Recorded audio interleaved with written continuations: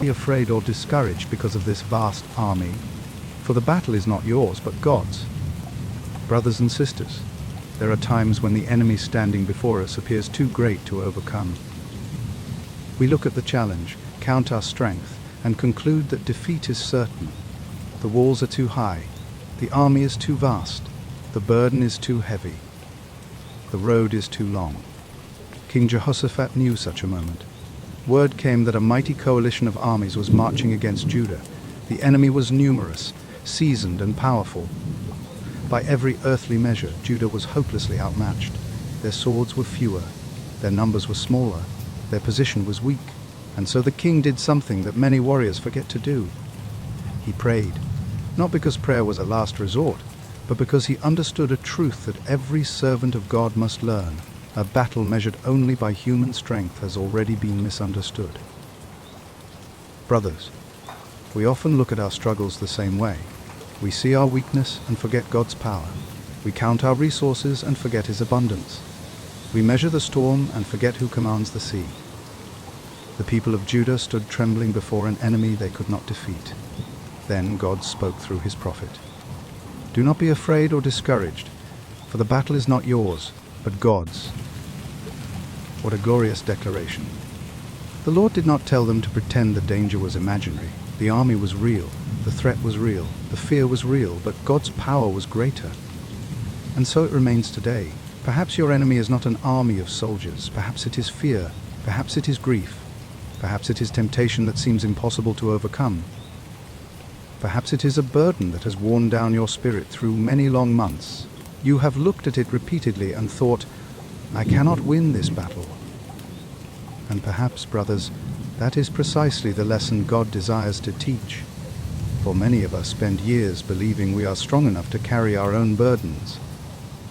Then one day we encounter a mountain too high to climb, a valley too deep to cross, a battle too great to win. And in that moment, we finally learn dependence upon God. The Lord delights in displaying His strength through those who know they need Him. When David stood before Goliath, he did not trust in his sling. When Moses stood before Pharaoh, he did not trust in his staff.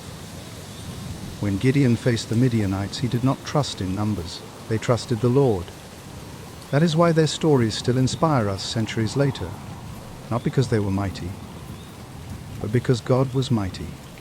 And brothers, the same God who delivered them has not changed. His arm has not grown weak. His wisdom has not diminished. His promises have not expired. The God who parted seas still makes a way where none appears to exist. The God who shut the mouths of lions still protects His servants. The God who raised Christ from the grave still reigns over every power in heaven and on earth. Therefore, let us not be a people ruled by fear.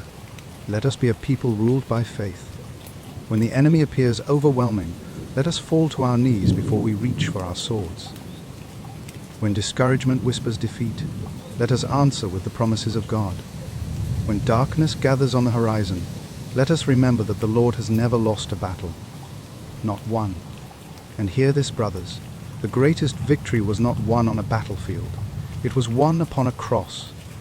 When Christ stretched out His hands and gave His life for sinners, the world believed darkness had triumphed. Hell rejoiced. The enemy celebrated. Hope seemed buried in a tomb. Yet 3 days later the stone was rolled away. Death was defeated.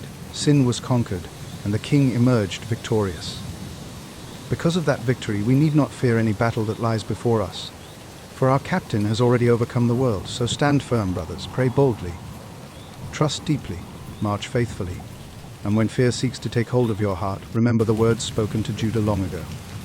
Do not be afraid or discouraged, for the battle is not yours but God's.